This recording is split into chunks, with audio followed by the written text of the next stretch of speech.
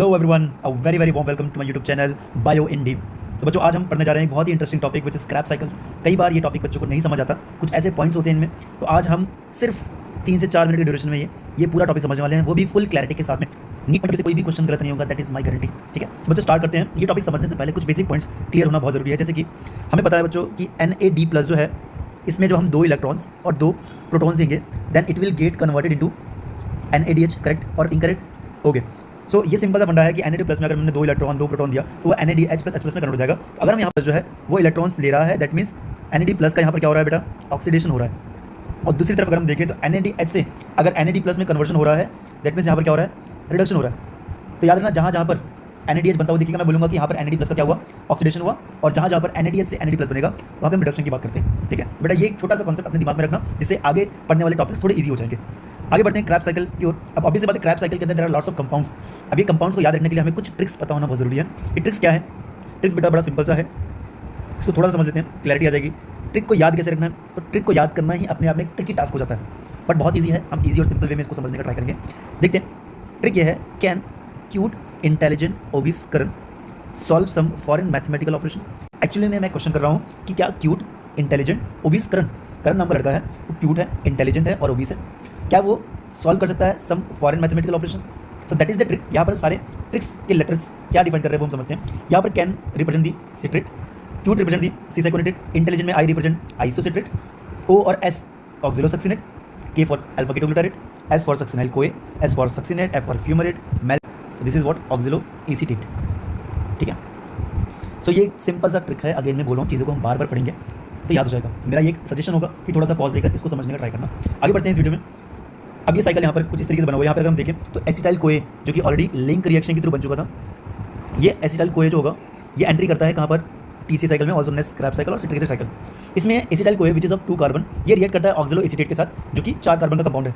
जब ये दोनों मॉलिक्यूल्स रिएक्ट करते हैं तो यहाँ पर क्या बनेगा, सिट्रेट बनेगा, which is the first stable product of Krebs cycle. इसीलिए इस साइकिल को हम सिट्रिक एसिड साइकिल भी बोलते हैं, जो कि 6 कार्बन का होता है। सिट्रेट के बाद अगेन ट्रिक के अकॉर्डिंग, जैसे कि मैंने बताया था, सिस एक्वानेटेट, आइसोसिट्रेट, ऑक्सिलोसक्सिनेट, अल्फा कीटोग्लूटारेट, सक्सिनाइल कोए, succinate, fumaric and malic acid, इनका फॉर्मेशन होता है। बहुत सिंपल सी बात है। ठीक है, यहाँ पर याद रखने वाली बात जो है वो मैं समझाना चाह रहा हूँ, ध्यान से सुनना। तुम्हें पॉइंट आउट करना है बेटा आइसोसिट्रेट को। अगर हम आइसोसिट्रेट को ध्यान से देखें तो आइसोसिट्रेट और ऑक्सिलोसक्सिनेट के बीच में NADH का फॉर्मेशन हो रहा है। ठीक है, मैंने ये बताया था कि NADH जो होता है वो NAD+ से बनता है, राइट। NAD+ से जब NADH का फॉर्मेशन होता है तो वहाँ पर क्या होता है बेटा, तो आप बोलोगे सर वहाँ पे तो क्या होता है, रिडक्शन होता है। क्या होता है बेटा, रिडक्शन होता है। करेक्ट और इनकरेक्ट? ओके, सो अगर NADH का रिडक्शन हो रहा है, ऑब्वियस सी बात है इस आइसोसिट्रेट का क्या होगा, ऑक्सीडेशन की हो रहा है, बिकॉज ये आइसोसिट्रेट अपना इलेक्ट्रॉन इसको दे रहा है NAD+ को, और NAD+ जो है वो NADH में कन्वर्ट हो रहा है। दैट मीन्स व्हाट, आइसोसिट्रेट का यहाँ पे वो ऑक्सीडेशन, या फिर मैं बोलूँ कि इस स्टेप में क्या हो रहा है, ऑक्सीडेशन हो रहा है।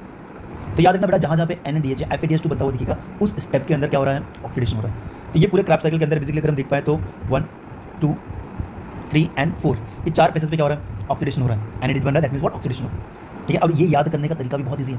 पहला हमें याद करना है आइसोसिट्रेट और ऑक्सिलोसक्सिनेट के बीच में NADH बन रहा है। देन आफ्टर क्या करना है, एक छोड़ के एक में, इसमें नहीं बन रहा, इसमें बन रहा है, इसमें नहीं बन रहा, ये वाले स्टेप में बन रहा है, ये वाले स्टेप में नहीं बन रहा, ये वाले स्टेप में बन रहा है। ठीक है, तो हर बार एक स्टेप छोड़ के अगले स्टेप में NADH का फॉर्मेशन होने वाला है। That is very simple.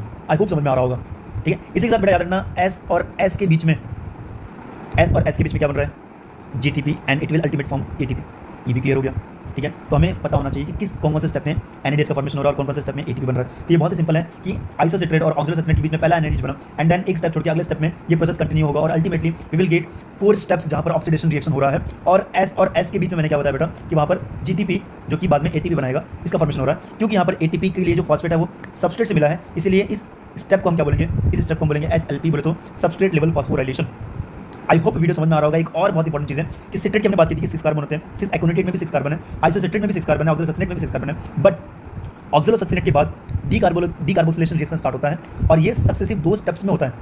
तो ऑब्वियस बात है, ऑक्सिलोसक्सिनेट में अगर डीकार्बोक्सिलेशन हुआ तो जो अल्फा कीटोग्लूटारेट बनेगा उसमें कार्बन कितने होंगे, 5। अगेन इसमें डीकार्बोक्सिलेशन हुआ तो अगले कंपाउंड के अंदर कार्बन कितने होंगे, 4। और बाद में क्या है, कंटिन्यू ये 4 कार्बन चलते रहेगा टिल ऑक्सिलो एसीटेट। एक और बहुत लास्ट और वेरी इंपॉर्टेंट पॉइंट वो ये है कि जो ऑक्सिलोसक्सिनेट है ना बेटा, ये एग्जाम में क्वेश्चन आता है, this is the first member of Krebs cycle. Krebs cycle का ये क्या है, फर्स्ट मेंबर है। समझ में आ रहा है बेटा? आई होप चीज़ें समझ में आ रही होंगी। अगर समझ में आया है तो लाइक करो, सब्सक्राइब करो, कमेंट करो कि अगर कौन सा टॉपिक पढ़ना है। तब तक के लिए मिलते हैं नेक्स्ट वीडियो में। धन्यवाद।